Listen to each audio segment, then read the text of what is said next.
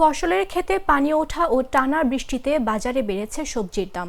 এ সপ্তাহে শসা ও বেগুনের দাম কিছুটা কমলেও বেড়েছে বরবটি, টমেটো ও গাজরের দাম। কাঁচা মরিচের দাম বাজারে এখনও 200 টাকার বেশি। এদিকে ডিমের দাম খানিকটা নিয়ন্ত্রণে থাকলেও গেল সপ্তাহে বেড়েছে ডিমের দাম। শুক্রবার রাজধানীর বেশ কিছু বাজার ঘুরে দেখা গেছে এমন চিত্র। গেল সপ্তাহের মতো আজও মাছ ও মুরগি বিক্রি হচ্ছে বাড়তি দামে। এতে অস্বস্তিতে পড়েছেন ক্রেতারা।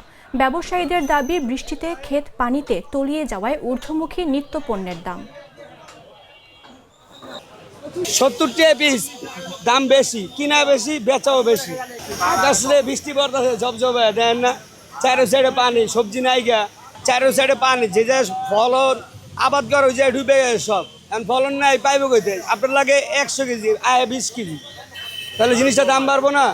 আপনার চাহিদার চেয়ে ঠিক আছে জিনিস কম। আলু ভাই বাজার রেট তো আমি আগের থেকে 20 টাকা করে নিতাম, এখন দেখছি 25 টাকা, মানে কেজি প্রতি 5 টাকা বেশি ভাই।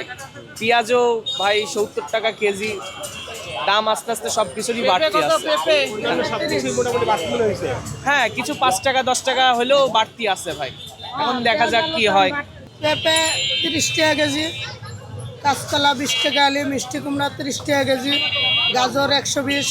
বৃষ্টির লেগে একটু বাড়ছে, বৃষ্টিতে সবজি নষ্ট হয়ে গেছে তো এর লেগে। 120 টাকা কেজি, জিজ্ঞেস দেখেন, ঠিক আছে গিয়ে দেখেন।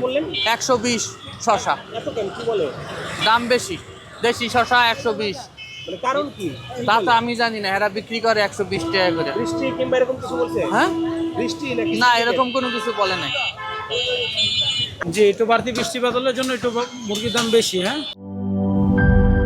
লাল সবুজের দেশে নতুন রঙের বেশে ঘরে বাহিরে সাজানো বলকে রেইনবো রেইনবো রেইনবো পেইন্টস রে সাশ্রয়ী দামে দেয়াল রাঙায় রেইনবো সবার রং সবার ঘরে ঘরে Rainbow Rainbow Paints, the color of joy.